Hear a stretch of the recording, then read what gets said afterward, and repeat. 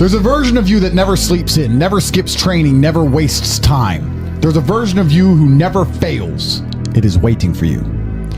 Genuinely ask yourself a question, you at home. If you had done those things for the last 2 years, you never skipped a training, you never wasted time, you never scrolled TikTok, you never sat aimlessly on the internet typing in garbage, never played video games, you never wasted time. You never skipped training, you were training every single day. You never slept in, you were never lazy. There's this version of you. Imagine the person you would be. Genuinely imagine what you would look like. Imagine where you would live. Imagine the car you would drive. Imagine how much your woman would respect you. Imagine the love you would see in her eyes when she looks at you with adoration like a king. Imagine your existence. That person is waiting for you, and the only thing that's stopping you from being that person is your monumental laziness. You can have it. The universe is very giving. It will give you anything you work for. I've never seen somebody try for something with all of their might and not get it. The only people who do not have the things they want are the people who do not try for them. I've never seen a person wake up and say, my only dedication in life is to solve a Rubik's Cube and fail. You are not stupid. You are not incompetent. You are lazy and arrogant. It's extremely important you understand that that person is waiting for you, and you are declining that version of yourself. In the multiverse, in the many different versions of the universe that exist, there is a version of you that does those exact things, and he is a greater person than you can even fathom. You can transform yourself into that guy. You can be a top G. That's exactly what I did. I knew who I was going to have to end up being before I became that person. My brother and I are not from rich families. We are not from advantaged beginnings, but I knew I had to be a big, strong, fighting billionaire. That's what I knew I had to be. Discipline is the key to success. If you cannot force yourself to do something you don't want to do, how are you ever going to put yourself through the suffering required for greatness? If you cannot force yourself to train when you do not want to train, if you cannot force yourself to work when you don't want to work, if you can't force yourself to not log into Pornhub or force yourself to eat right, how can you possibly ever become a monumentally successful person if you cannot control yourself long enough to do what must be done as opposed to what you feel like doing? The only people who get to live their lives based on how they feel are women and children. Children can cry because they feel like crying, as can a woman. A woman can start an argument because she feels like arguing, as can a child. A man must do what he is supposed to do irregardless of how he feels. That is the key component to masculinity, is discipline. If you do not have the discipline to dedicate yourself to anything, you are going to fail and be crushed by the people who can. If you only go to the gym when you feel like going to the gym, you're never going to be as strong as the people who go to the gym when they don't feel like going to the gym. That is a reality of life. So, I train every single day. I've actually heard from some people saying, you overtrain. And I explained to them, one, I don't believe in rest. I'm not you. I'm not pussy, and I'm not broke like you are, Mr. Fitness Trainer, standing around the gym teaching people for $50 an hour. I don't need to listen to you. Secondly, I don't train because I want to get bigger. I train every day because it is difficult to train every day. It hurts. I don't want to. I wake up and I'm busy. I have other things to do. I don't feel like doing it, so I force myself to do it 7 days a week, 365 days a year, so that I know I'm the kind of person who can do what he doesn't want to do when it needs to be done. I am that man, and it's more of a mental exercise than a physical exercise at this point. How can you ever outcompete me if I can force myself to do the things I don't want to do and you cannot? Discipline is absolutely essential for success, and you need to get very comfortable and very used to the idea of understanding that on your path to greatness, there are going to be long periods of time where you hate what you are doing, where you are dissatisfied with the actions you must undertake, where you are tired, where you are stressed. That is why it is difficult. That is why most people won't make it. If the path was easy, everybody would walk it and it would lead nowhere. 100 people start the path, 99 fall off because it is difficult, and the one person who makes it to the end gets the gold. If all 100 made it to the end and the gold was divided by 100, it wouldn't even be worth anything. The difficulty gives it value. The fact that it is difficult to do is the key component into the fact you want it in the first place. If it wasn't difficult, everyone would have it and you wouldn't want it because no one would respect it. It's supposed to be hard. Life is supposed to be hard. You're supposed to think this is terrible. You're supposed to suffer and smile through the pain regardless. Discipline is the key to success in all realms as a man. And if you lack it, you stand no chance. You can give most people a roadmap to success. You can give them a Ferrari with a full tank of gas, and a lot of people still wouldn't make the destination because they would say the drive is too far away. Quitters, they don't have the discipline. You can tell them exactly how to do it. You can give them the mechanism to get there, but they don't have the discipline to complete the drive and end up at the destination. That is the majority of Earth. This is your competition. People who, even if they are told what to do and people tell them exactly how to do it and help them do it, still quit, still fail because they lack discipline. Even me, with my monumental powers, I can't make a quitter successful. It doesn't matter how good I am. It doesn't matter how easily I make it for them to succeed. It doesn't matter how compendious and concise and powerful the real world is. It doesn't matter how much I text them and motivate them, how many emergency meetings I do to try and talk to them and hype them up, how much motivation I give them. It doesn't matter what I do. If they are a quitter, guess what they're going to do? They're going to quit. No matter how simple the map is to read, no matter how fast the Ferrari is, somewhere along the drive, the sun's going to get in their eyes, and they're going to sit there and go, I don't like this, this is hard, and they're going to quit. Quitters are the number one type of people that nobody can help. If you're a quitter, I can't help you, life can't help you, God himself cannot help a quitter. So if you lack discipline, you lack the very basic building block to any type of success which exists on the planet. By every single metric which can be measured with science, you are going to stay a loser and a failure. The key is to keep training. If you train hard every single day, you don't have to worry about a little bit of vitamin C. It's true. If you don't train and you don't smoke, you're still going to be a pussy. Yes. The answer is always hard work. As soon as you are granted life, you are guaranteed death. What you do in between is up to you. You are all conscious. That could end tomorrow, that could end in 100 years. But the time between the beginning of your consciousness and the end of it is completely up to you. Training is never the wrong decision. If you're in jail, you should train. If you are free, you should train. If you are rich, you should train. If you are poor, you should train. If you smoke, you should train. If you don't smoke, you should train. If you drink, you should train. If you don't drink, you should train. You cannot escape that hard work is always the correct decision. There is no time in any scenario when working hard is going to be the wrong answer. You should always try your very best in all things. I will smoke 10 cigars a day and beat the shit out of you because I train harder than you can possibly fathom. Pain is an extremely important part of the equation. Pain is the elixir of success. When people say this bad thing happened to me and I'm suffering, I say good. It is pain which is required. It's one of the elements in the chemical reaction. And the chemical reaction requires 5 particular distinct compounds, and you have 4 and you're missing 1. It simply doesn't work. Pain for a man is one of the most important elements in becoming successful. Batman is Batman because they killed his parents. If they did not kill his parents, he would not be Batman. You're supposed to suffer. You're supposed to take that pain. The worst thing that can happen to you as a man is you live a life with no pain in it. To be born into a rich family and have a nice easy life and be given money, and you don't have to go to the gym and not have to train because you have bodyguards and sit around like a fuck up. You're going to be miserable and unhappy and a drug addict buying prostitutes. You're only going to have women who adore you. You're only going to feel confident in yourself and feel happy when you've been through hell and come out the other side. The pain is required, and you'll often notice that people who are better than you are people who have suffered more than you have suffered. So the person who is waiting for you, he requires your motivation. It also requires huge amounts of pain. So when bad things happen to you, do not sit at home and lament. Do not feel sorry for yourself. Instead, look in the mirror and say, thank you, God, for giving me one of the ingredients that is needed for the chemical concoction that is going to turn me into a superhero. Because pain is an extremely important one. In fact, it's one of the most important ones for a man. Everything is war. All of it. Sitting in the commute without losing your patience is war. Trying to find a way to escape your slave job is war. Keeping your wife happy and your children inspired is war. Training to become stronger than before is war. It is all war, and it cannot be avoided. And I'll tell you why it's war. Because war is 2 opposing sides trying to achieve the same goal. 2 opposing sides want the same land or the same influence over X land. And the car you want, the Ferrari, you're not the only person who wants it. The reason it's so expensive is because others people want it. The girl you want, the beautiful woman, everyone wants her. It is war. It is competition. Everything about life as a man is war. It is conflict because you are competing against the other men who want it the same, which is why discipline is such an important thing, which is why you must take the pain and add it to the concoction to become as formidable as possible. Life is war. This idea that you can go through life as a man and avoid war is probably the biggest mistake that most men make, because it is impossible for you to achieve anything significant without war. Running a business is war.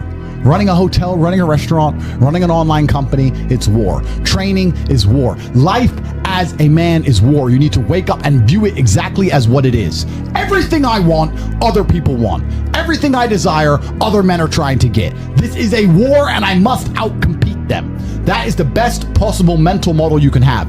Even in jail, it was a war for who could stay most calm, a war who could control their mind the best, a war for who could suffer the least.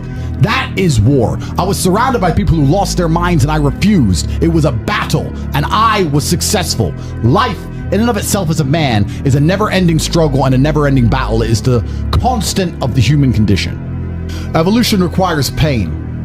While others complain that they do not feel happy enough, I'm happy I'm struggling. I don't want to be happy. I want to be great. This is the beauty of life as a man. Do you understand? I don't care. I'm happy to be struggling. I wanted to fight. You wanted to win. I wanted to fight. That's the difference. You're concerned with winning. I wanted to just fight. And we're fighting. That is the beauty of life as a man, to be great.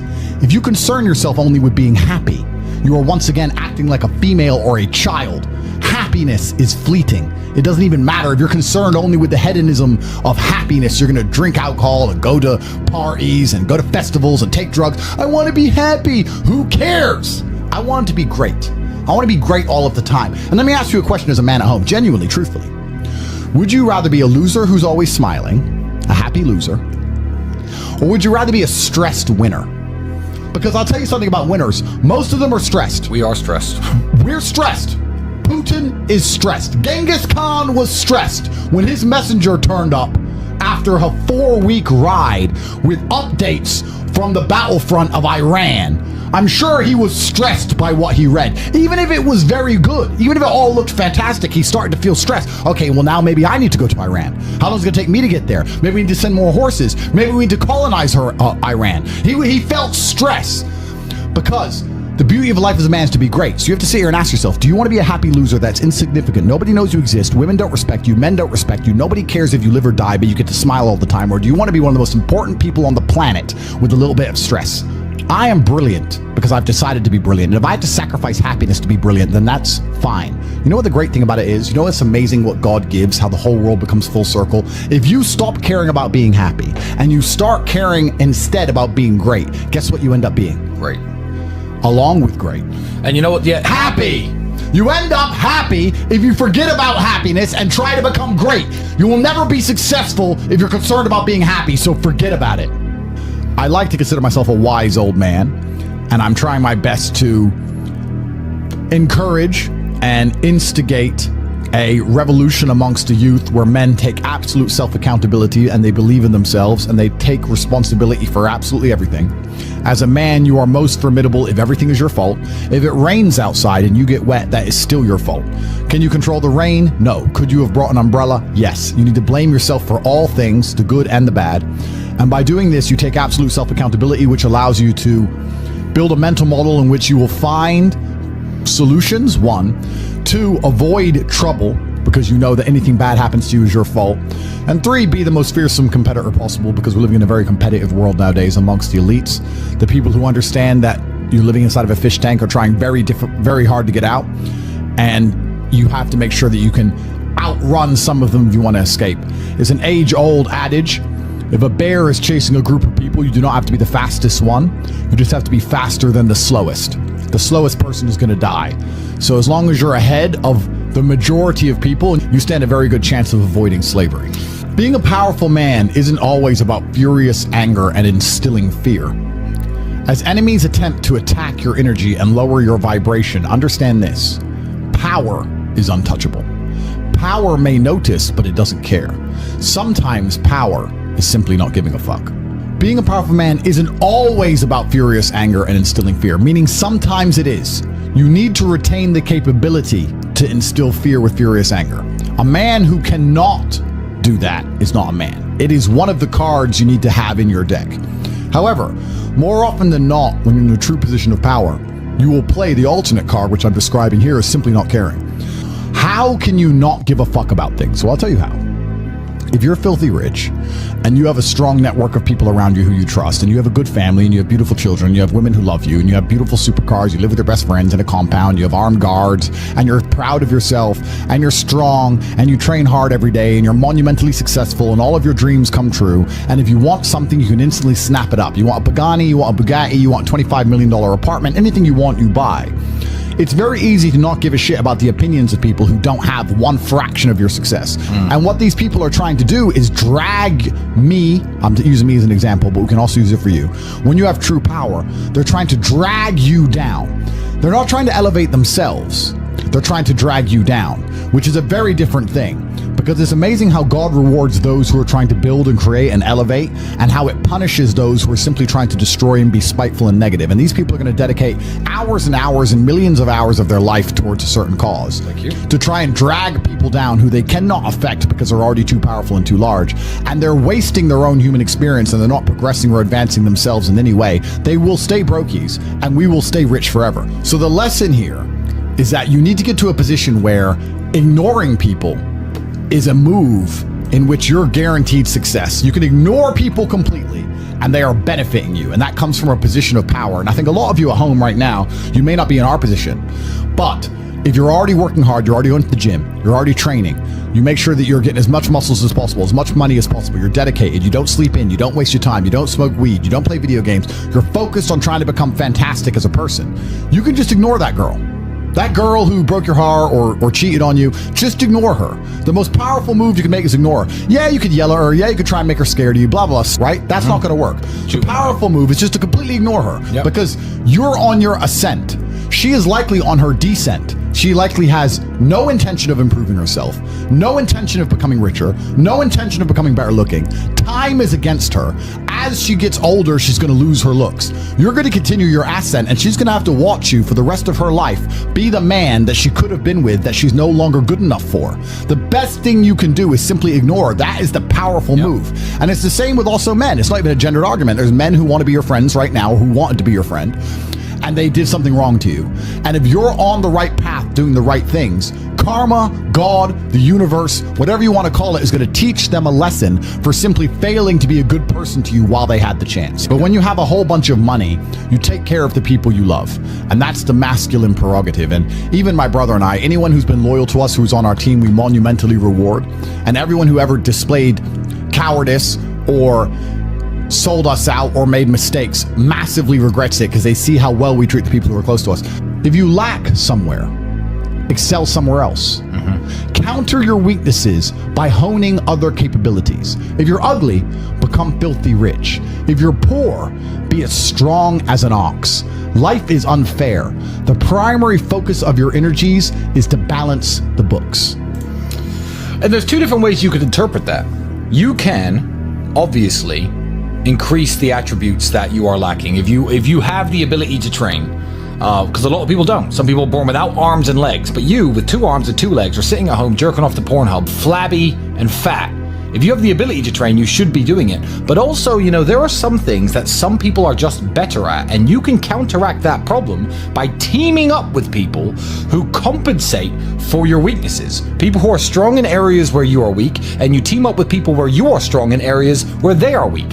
I don't think between the people in this house and our group of friends, we lack anything. Correct. Anything. Correct. Literally anything. We can sit as a group and have a conversation about anything with anyone in the world and give useful insight and change people's lives for the better, because although I am not perfect, our team compensates one for each other.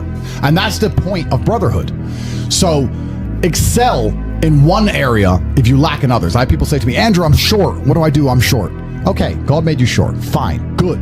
Doesn't matter. You can't change it. What you can do is become as strong as an ox and become filthy rich and monumentally important and extremely influential. You can do that. People say, I'm poor. You should be strong. Oh, I'm strong, but I don't have any money. Okay, then teach others to be strong. Yes. There's always a way you can take your advantages and use them. And by teaming up with other men, other people, you can build a team in which there are no weaknesses. So if you have a disadvantage, you also have somewhere God has given you a distinct advantage over others. And it is your duty to excel in that realm. It is your duty to become so monumentally influential and powerful within that specific criteria in which you have the capability to be brilliant, that your weaknesses no longer appear because they can be simply overshadowed by your network or overshadowed by your absolute competence. By constructing the correct mindset, you can be in the exact same scenario you're currently in, living the exact same life with a different mental model in which you view the world, and you will not only feel more powerful, you will be more powerful, you'll achieve more amazing things, you will be greater, you will be happier with the same car, the same woman, the same house, the same income, the same everything, but your mind changes the lens in which you view the world. Lenses change things. Rose-tinted glasses, perhaps dark glasses. You can put glasses on, change the lens, and you can view the world differently by changing how your mind is constructed and put together and the way you view the world. That is the point of mental Aikido.